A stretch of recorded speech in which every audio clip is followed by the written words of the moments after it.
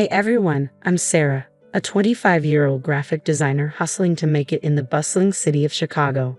My apartment may be small, but it's mine, and I've been saving up for something big, a top-tier laptop that'll take my freelance work to the next level.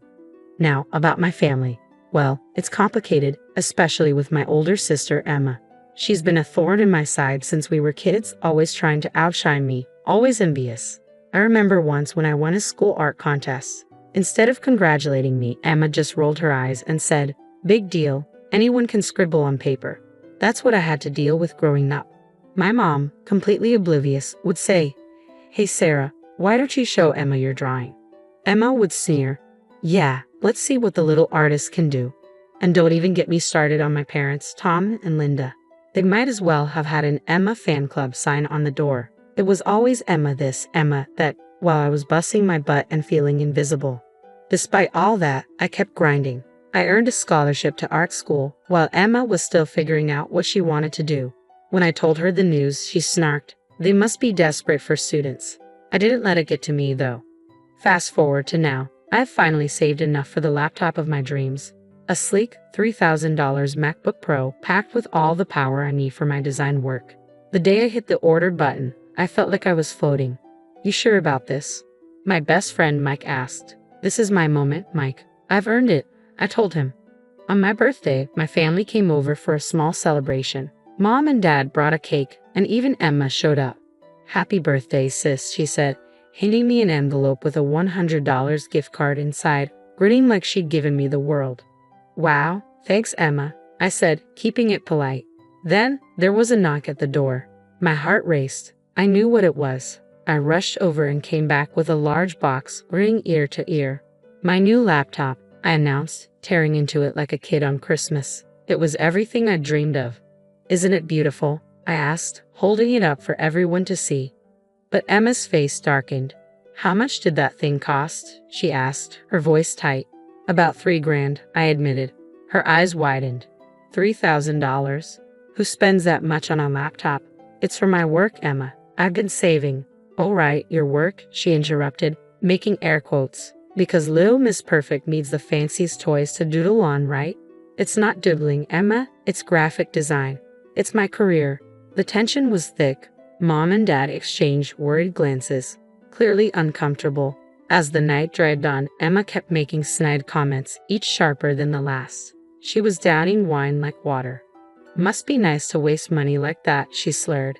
"Some of us actually work for a living, you know." "I do work, Emma. Really hard." "Please, sitting around all day on your fancy computer isn't work." I was about to snap, but Mom intervened.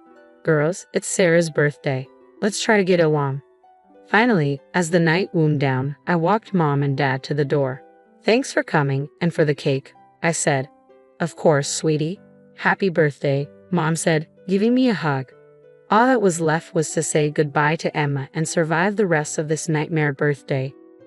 But when I turned around, Emma wasn't in the living room anymore. I heard a noise coming from my home office. "Emma," I called out, walking toward the sound. What was she doing? I froze in the doorway, unable to believe my eyes. There was Emma, stumbling drunk, my toolbox open at her feet and a hammer in her hand. On my desk sat my brand new laptop, or what was left of it. "Emma, what are you doing?" I screamed. She turned to me, her eyes wild and unfocused. "Fed up," she muttered, raising the hammer one last time. With a sickening crunch, she brought it down on the remains of my laptop. "Now we're even," she shrieked, dropping the hammer with a thud. I stood there, paralyzed, staring at the wreckage of my dreams scattered across the desk. This wasn't just a laptop. It was years of hard work, savings, and hope, gone in an instant of drunken jealousy. As the reality sank in, a surge of emotions hit me all at once. Rage, heartbreak, and a determination that this would be the last time Emma ever hurt me. My hands shook as I dialed 911, my voice trembling as I tried to explain what happened. But by the time I got through to someone, Emma had already stumbled out of my apartment. The cops listened, but without her there, it felt pointless. "We'll file a report, ma'am." But without the suspect present, I knew what that meant. Fat chance of anything coming from this. But I wasn't going to give up that easily. Next, I called my parents, hoping they'd back me up. "Mom, Dad, you need to tell the police what Emma did. You were here, you saw how she was acting. There was a long, heavy silence on the other end of the line. Finally, Dad spoke up. Honey, Emma called us earlier. She said she left your party around 8 p.m. We can't lie to the police. My blood ran cold. What? No, that's not true. She was here. She smashed my laptop. You know how she gets when she drinks. When I turned around, Mom chimed in. Now, Sarah, I think you might be exaggerating. Emma would never do something like that. Maybe you had a little too much to drink yourself. I couldn't believe what I was hearing. My own parents, once again, choosing Emma's lies over my truth. Fine, I said, my voice ice cold. Believe what you want. I hung up the phone and sank to the floor, surrounded by the shattered pieces of my dreams. But as I sat there, something inside me hardened. I was done being Emma's punching bag, done with my family's willful blindness. It was time to expose Emma for who she really was. I called my best friend, Mike. If anyone could help me pull this off, it was him. Mike, I need your help. It's about Emma. What did she do this time? He asked. I filled him in on everything. When I finished, Mike let out a low whistle. Damn, Sarah, that's messed up. What do you want to do about it? I want to catch her, expose her, make sure everyone sees her for the lying, manipulative person she really is. All right, I'm in. What's the plan? We spent hours brainstorming. Mike's tech skills were going to be crucial. First things first, he said, we need to set up some surveillance in your place, hidden cameras, mics, the works. Next time Emma comes over, we'll catch everything. Good idea. What else? We'll create a fake social media account to keep tabs on her. I can also do some digging into her digital footprint, maybe even her financials. People like Emma usually have skeletons in their closets. Meanwhile, I added, I'll play nice, act like I've forgiven her and the family. Get close again. You sure you can pull that off? Mike asked, concerned. I have been playing nice my whole life, Mike. I can do it a little longer. Over the next few weeks, we put our plan into action. Mike helped me install tiny cameras and mics around my apartment, hidden in picture frames and potted plants. We created a fake Instagram account, Chicago Party Girl, and got Emma to accept the friend request. I reached out to her, playing the forgiving sister.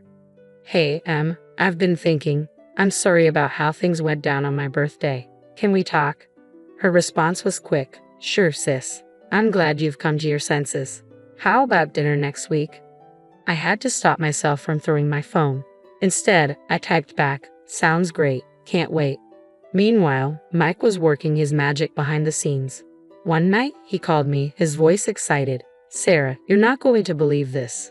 I think I found something big. Really big. What is it? I asked, my heart racing.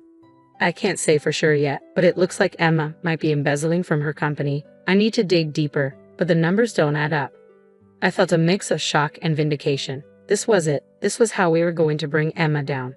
As I prepared for our dinner, I couldn't help but feel a twinge of sadness. How had it come to this?